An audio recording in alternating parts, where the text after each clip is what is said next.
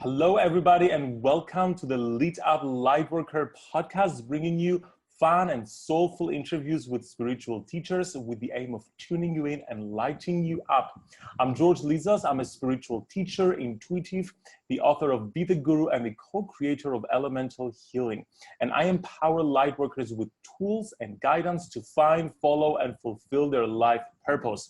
If you're ready to follow yours, be sure to subscribe to my channel for more videos like it.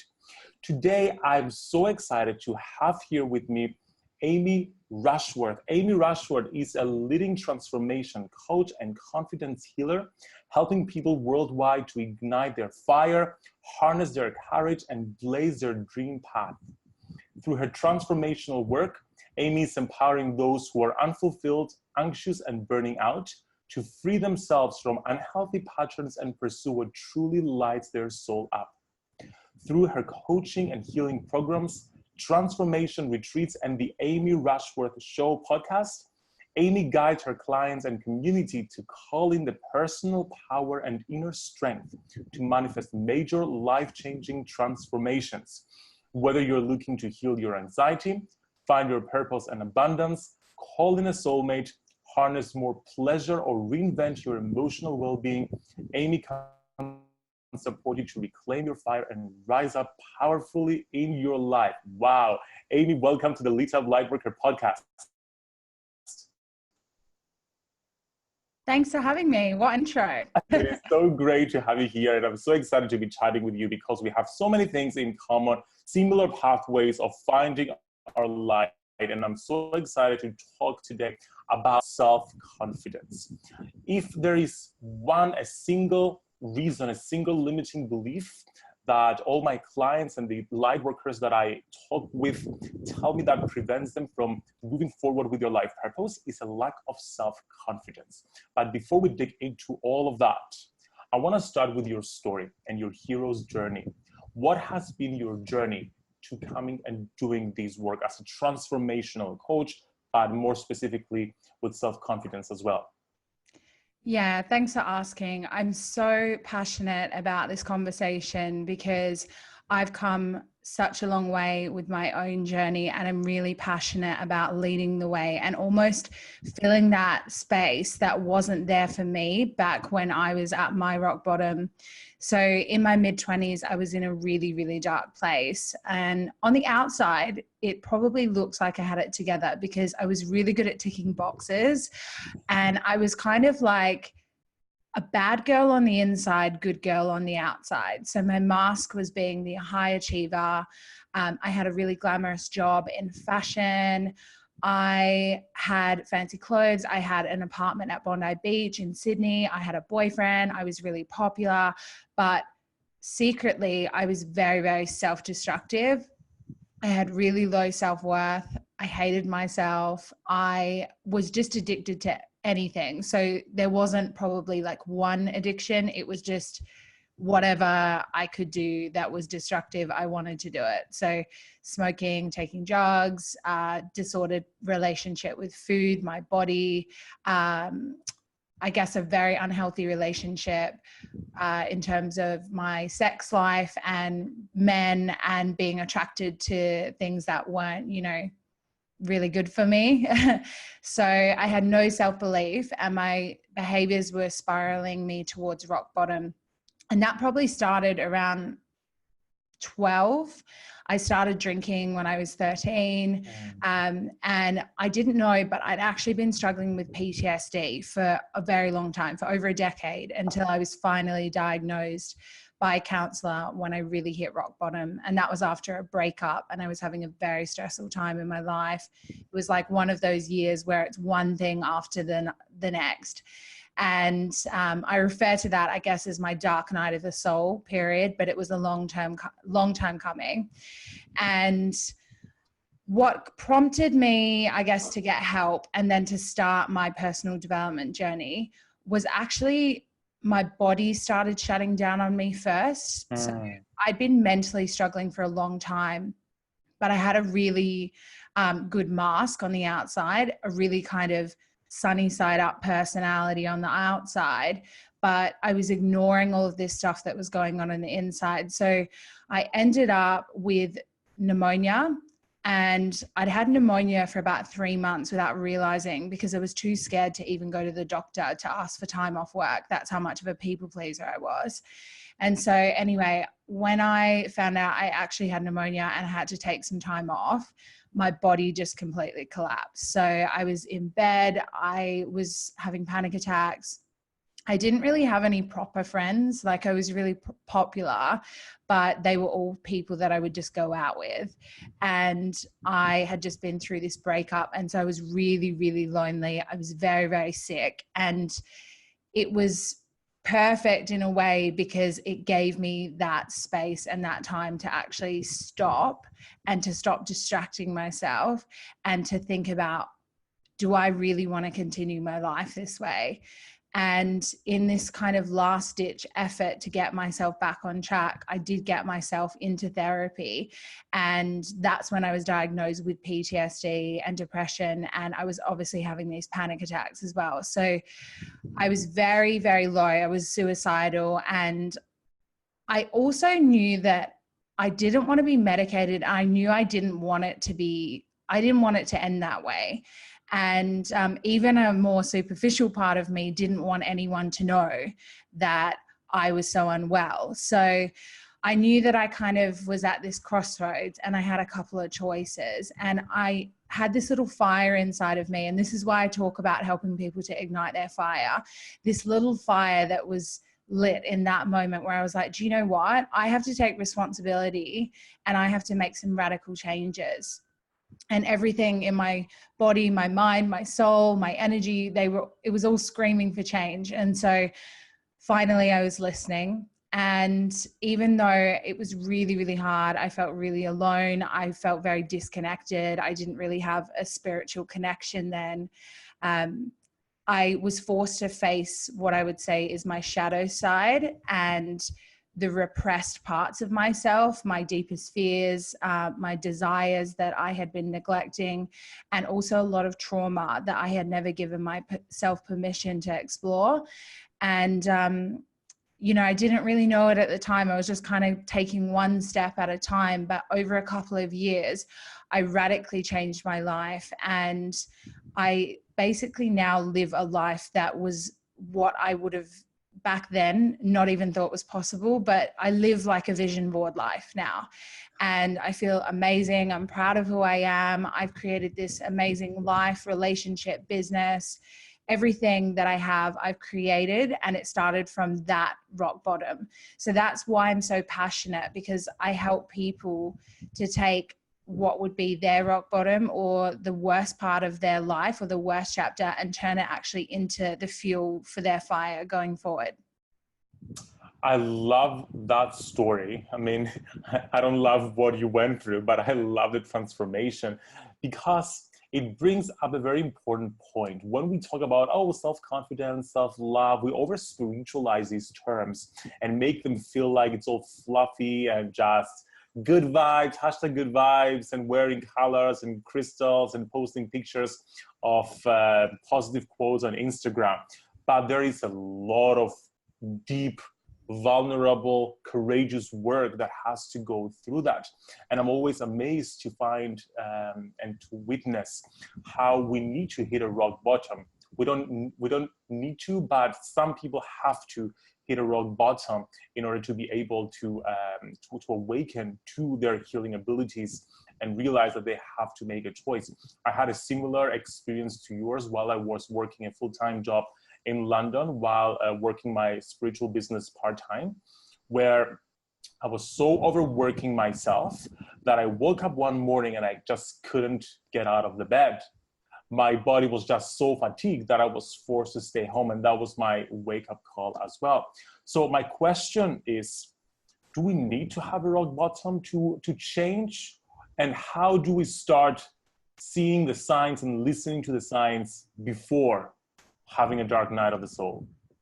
Yeah, that's a great question. And I think that's a question a lot of people ask themselves when they're considering working with a coach or a mentor. They're like, am I in a bad enough position? Or on the other side, people who are at rock bottom going, okay, well, you know, is it just too late for me? So when people reach out to me and they are at rock bottom, they might be really depressed. They might just be feeling really, really low and in a really bad place. I say to them, look, I know you feel like you're in a place of total crisis right now, but it's actually a really good place to be in because it's a really solid foundation for you. I mean, the only way is up. And sometimes we need things to get really, really bad in order for us to kind of be motivated to make a change. It's often more dangerous to be sitting in a sort of mediocre space where your job's okay, your relationship's okay, it doesn't light you up. You might be wondering what it's like to be with someone else, but you've got safety and it'll do. Or, you know, your job or whatever it is, it's more dangerous to be sitting in an okay space, flatlining and not feeling, you know, highs and lows, but just feeling kind of nothing. So rock bottom is amazing because it's very motivating, and people that work with me when they are at that rock bottom do see a huge shift. And it's really, you can see that polarity and that contrast quite easily. But it doesn't have to be rock bottom in order to change your life. I would say now, like, my life is amazing, but I continue to dive further into my healing and my spirituality, and I work with coaches. I mean, I can't think of a time in the last 5 years that I haven't had a coach or a mentor around me. And that's not because things are bad, but it's just because I'm taking responsibility for living an amazing life. I don't want to have to get to rock bottom again in order to do something. And that's a big thing, I think, to mention, because I used to be a really all or nothing person. And I think a lot of people identify with that. And it's a really limiting story. It is a story. And so in order to get out of that story, I make sure that I'm always doing the work. And I think it's amazing that you have a coach around you, or you have a community around you, or you have something that you're always kind of diving into, not from a place of, I'm never going to be fixed, I need to continue working on myself, but from a place of like, I love myself, I respect myself, and I want to keep myself in an amazing equilibrium. I don't want to fluctuate. I don't want to get to that rock bottom. So I think it can be both ways. And I think that there's definitely a place for everyone in personal development and coaching. I love that you talked about the all or nothing approach that many of us seem to have. I certainly do. I'm an all or nothing kind of person, and I'm realizing constantly how it's limiting me to some degree, and I need to shift it around. Because in the spiritual community, sometimes we can feel like, okay, I'm supposed to have all the answers within me, so why work with a coach? Why work with a mentor? I can find all the answers within me. And of course, you can find all the answers within you. We can all do that, but the aim of a mentor or a coach is not to find the answers for us, is to guide us to finding the answers within us. So this is the shift in the perspective that many of us need to make in order to realize that we can actually do this, and it's okay to receive help and be guided at some point. Okay, let's talk about self-confidence, because we've established it's not just all fluff, it requires all this work. So how would you define self-confidence? What is self-confidence for you? Well, the same way that spirituality is essentially trust in a higher power or trust in something bigger, confidence is trust in yourself. So that doesn't mean that you're perfect. Confidence doesn't mean that you don't make mistakes. Confidence doesn't even mean that you don't have moments of self-doubt, because I still do, and I'm a confidence coach. So confidence is essentially trust in yourself to figure things out. So things can be really hard, things can be really challenging, maybe life's not going the way that you want, but confidence is knowing that you have something inside of you, a little fire inside of you, or a light inside of you that you can harness and use to figure out the next way forward or the next path forward. So it doesn't mean either that you're extroverted. I think that's a really big confidence myth that I like to rebuff. So a lot of introverts really struggle with that, because they're like, I want to be confident, but I'm just not loud and I feel really drained if I do that. And confidence isn't about being bold and loud. That might be right if you're extroverted. That may be your version of confidence. But sometimes the most confident person in the room is the introvert and the person who is very quietly self-assured. So I want to make that distinction. And it's just about knowing who you are and being in integrity with who you are. And that's what gives you the trust, knowing that even though your life externally may be crumbling or falling apart, your job could be taken away, your house could be taken away, your relationship could end, your body could look different at different times. You know, all of these external things that we think will make us confident, all of those things can fall away. But if you know who you are and you take a stand for the things that you value, you know, kindness, love, respect, generosity, if you know that you honor those things day in and day out, no one can ever take those away from you. And they are essentially the bedrocks of what it means to be confident. You touched on the difference between arrogance and confidence, which is amazing because many people confuse the two and think that, I can't be confident because I'm going to come out as arrogant, or I'm going to come off as a narcissist. But they're completely two different things, as you've just said, because whereas arrogance and narcissism stem from fear and not knowing yourself and therefore having to prove yourself by creating a grandiose expression of who you are, self-confidence is just a deep knowing and love and respect about who we really are. Such a beautiful distinction. And thank you for bringing this up, because there's so much misconception about this out there in the world. And I wanted for a long time to do an episode on that. And you couldn't be there couldn't be a more perfect person to talk about this so authentically. Thank you. Now let's talk about, okay, so we're carving a pathway right now to self-confidence. We've defined self-confidence as knowing who you are. We realize there is a journey that needs to be taken, a healing journey where we're unearthing all the limiting beliefs that we've had for a long period of time and all the shit that prevented us from knowing ourselves. How do we go about identifying those limiting beliefs, tapping into them? Because as you've just said, we suppress them with so many substances and in so many ways and with so many habits. So how do we snap ourselves out of the coma that we're in, the autopilot, and realize, oh my God, I have this story that I keep telling myself. How do I let it go? Yeah, for sure. So, you know, as with all personal development, self-awareness is going to be the key piece here, but it is the first step. It isn't the only step. So you can create any self-awareness when you read a book or you do any of the sort of beginner's stuff with self-development, but self-awareness is the first step. From there, we create aligned action, which creates confidence. So noticing, observing, what are those critical thoughts that tend to show up for you and what triggers them? Is it a certain word that someone uses around you? Is it a certain way that someone speaks to you?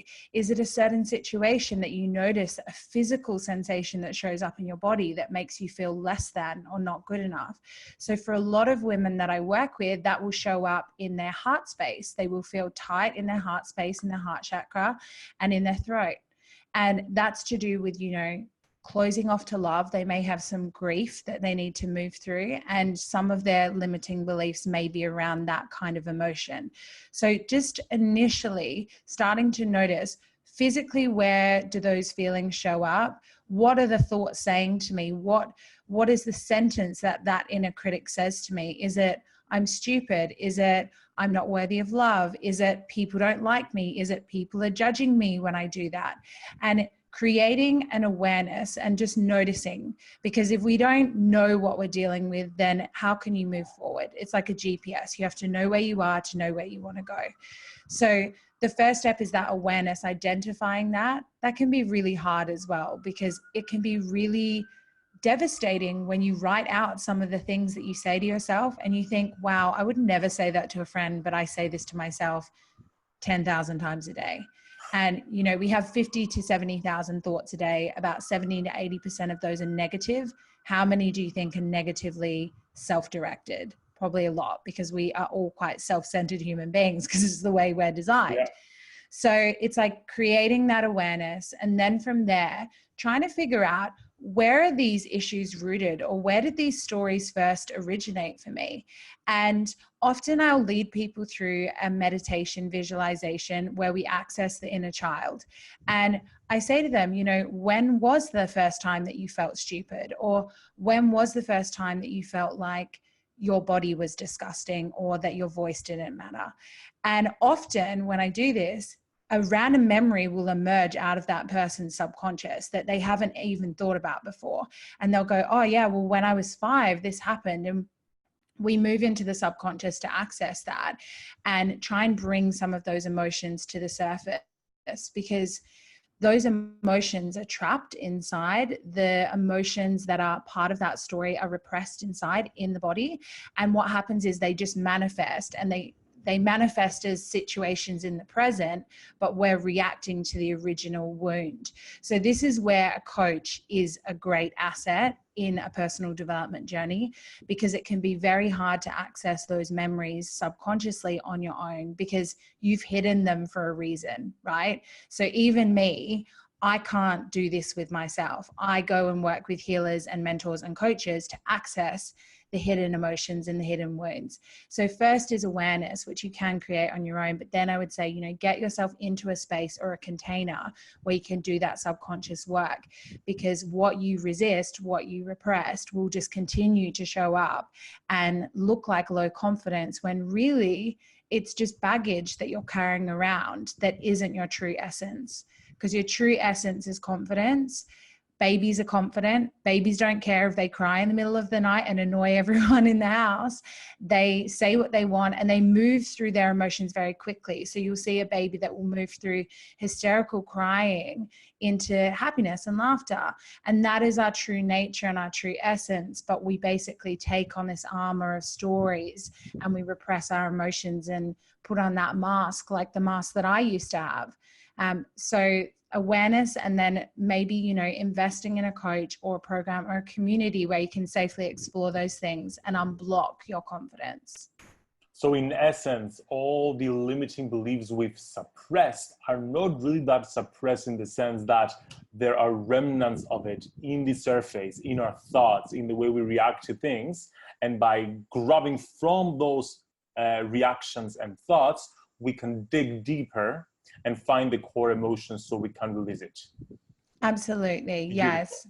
Yeah. Now, how about self-sabotage? Because many of us, they want to do this work, they're up for this work, and then we start doing it, then the uncomfortable emotions come up. As you said, we hit them for a reason. And they're like, okay, no, I'm not going to do this right now. Bye-bye, TTYN, and then we leave. How do we not do that?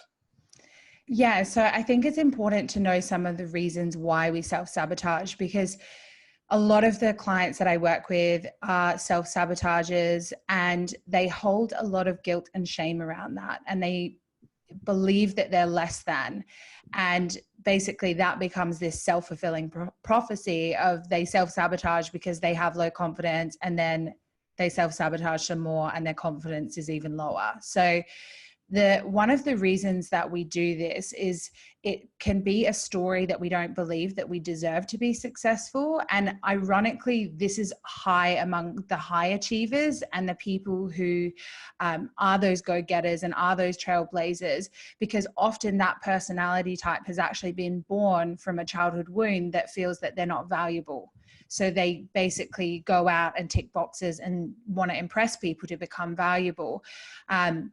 But it can also come from a mother wound, which is feeling like if you are too successful, that you'll be in some way not abiding by the unspoken rules of your mother, or not wanting to be more successful than your mother. So I see that a lot.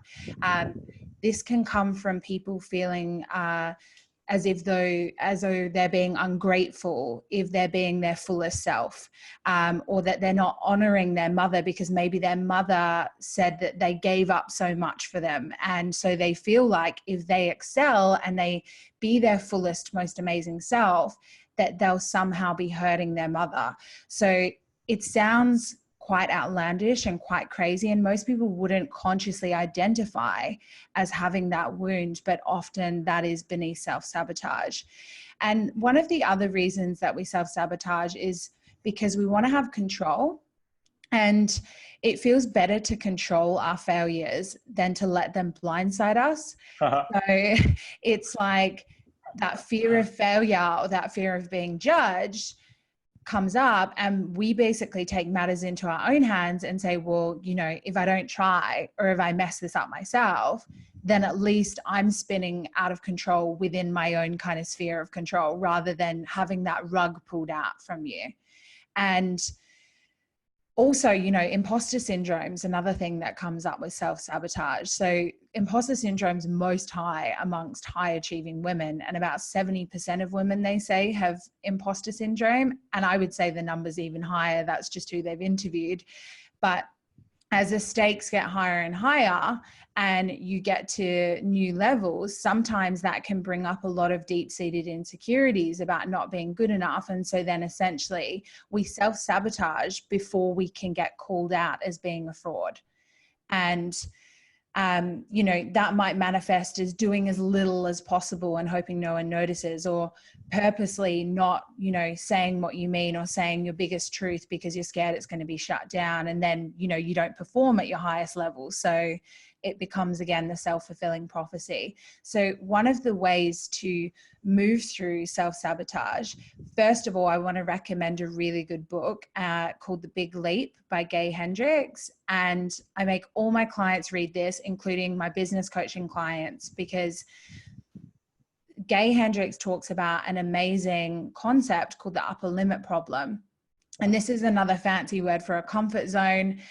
Essentially, we've decided at some point in our life how much joy, happiness, success feels comfortable for us. And it's almost like two lines that we live within. And so sometimes when we're feeling a little bit confident or something inspires us, we might step outside these lines a bit. And that freaks out our inner critic, that freaks out our inner child who is scared to have the rug pulled out from him or her. And it feels dangerous. And so basically we self-sabotage to bring ourselves back into that sort of comfort zone. And even though that sounds like ridiculous, or it sounds like, why would I do that? Why would I want to stop myself from being so happy? There's a subconscious part of us that wants to keep us safe. And so it brings us sometimes very negatively back into safety. And so they call it a comfort zone, right? But I just call it a familiar zone, because often the comfort zone is not very comfortable. So when you self-sabotage, it's again practicing that awareness and going, what am I really afraid of right now? Why am I feeling drawn to this particular behavior?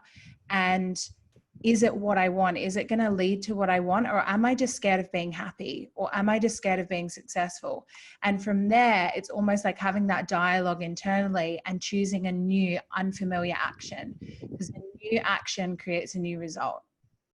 I love the last point, especially when you said that I call it the ego. The ego just is afraid of change and wants to protect ourselves. So I teach my clients to train their ego, their ego by introducing small changes into their habits, so that the ego doesn't get scared and revert back to old habits. Amazing. So let's just recap on the journey so far. We've defined self-confidence as not as something fluffy, as something that is just a knowingness of who you really are, the requirement of doing the inner work and being courageous to allow all our limiting beliefs to come into the surface so we can heal them. We've learned how to, the process of identifying those limiting beliefs and getting to the root cause. We've talked about how to avoid sabotage. Now let's get to the finish line. How does self-confidence look like? How does it feel like? And where will it lead us?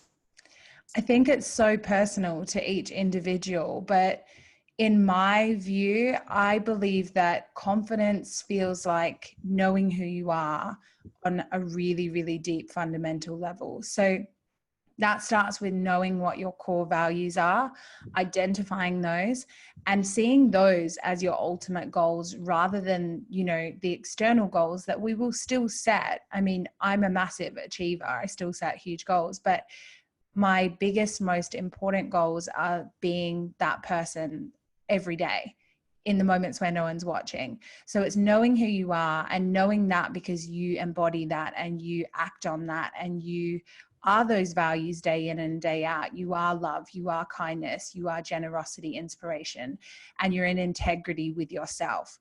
Because in the same way, in a relationship, if someone says something but does another thing, we don't trust them. We don't have confidence in their word. And so when we don't honor our own values and our own promises to ourselves, we abandon ourselves and we cause distrust in the relationship that we have inside. So knowing who you are and taking conscious action day in, day out with those values and getting really clear on what those are.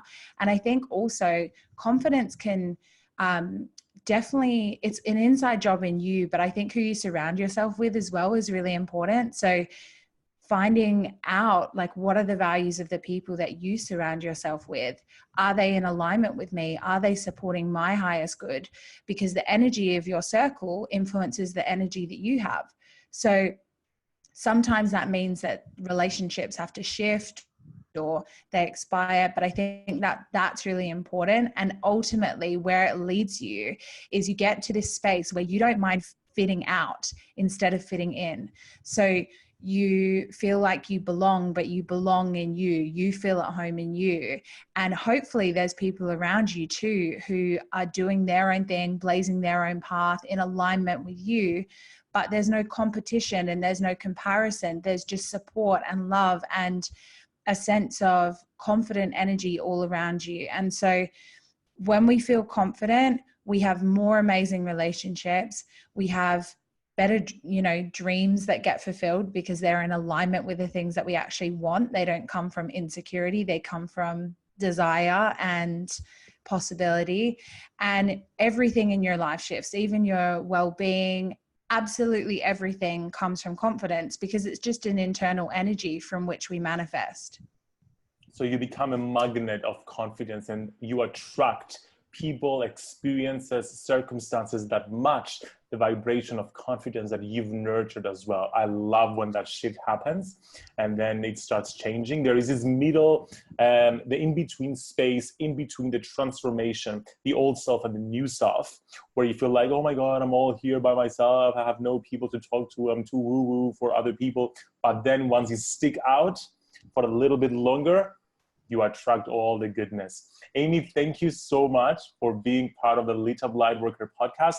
It's been such a pleasure getting to chat about self-confidence. You helped us reframe self-confidence in a completely different way, obliterate all the self-doubt and the limiting beliefs that we have, and given us a very simple, well, linear but not so linear path to nurturing that self-confidence. So thank you so much. Pleasure. Thank you so much for having me, George.